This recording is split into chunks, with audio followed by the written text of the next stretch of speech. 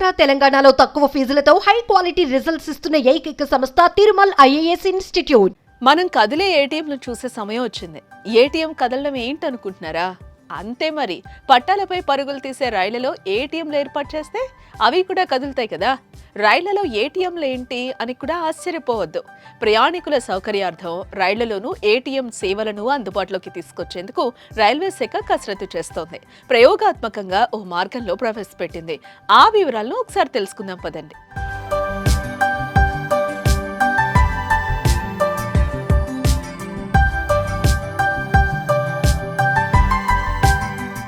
దేశంలో డిజిటల్ చెల్లింపులు వేగంగా పెరిగినా అవసరానికి చేతిలో డబ్బులుండాలి.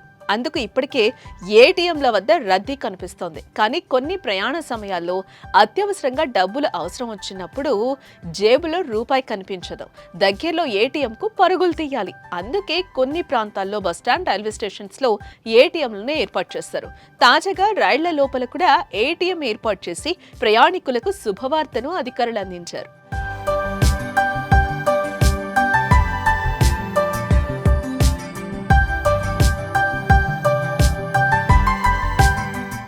సెంట్రల్ రైల్వే తొలిసారిగా ముంబై మన్మాడ్ పంచవటి ఎక్స్ప్రెస్ లో ఏటీఎంను రైల్వే అధికారులు ఏర్పాటు చేశారు. Railway Bhusawal division, Maharashtra bank భాగస్వామ్యంతో innovative and non fare revenue ideas scheme కింద ఈ ఏటీఎం ఏర్పాటైంది. తాత్కాలిక ప్యాంట్రీగా ఉపయోగించిన స్థలంలో ఏటీఎంను ఏర్పాటు చేశారు. ఏసీ కోచ్ల దగ్గర దీన్ని ఏర్పాటు చేసినప్పటికీ రైల్లోని మిగిలిన బోగీల్లోని ప్రయాణికులకు తెలిసేలా చర్యలు తీసుకున్నారు.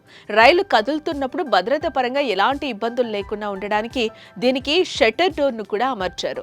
ట్రయల్ రన్ లో మంచి ఫలితాలు వచ్చాయని, ఇక ప్రయాణికులు కదులుతున్న రైల్లో నగదు విత్డ్రా చేసుకోవచ్చని Bhusawal divisional railway manager Pandey తెలిపారు. ఏటీఎం 24 అవర్స్ సీసీటీవీ పర్యవేక్షణలో ఉంటుందని ఆయన అన్నారు.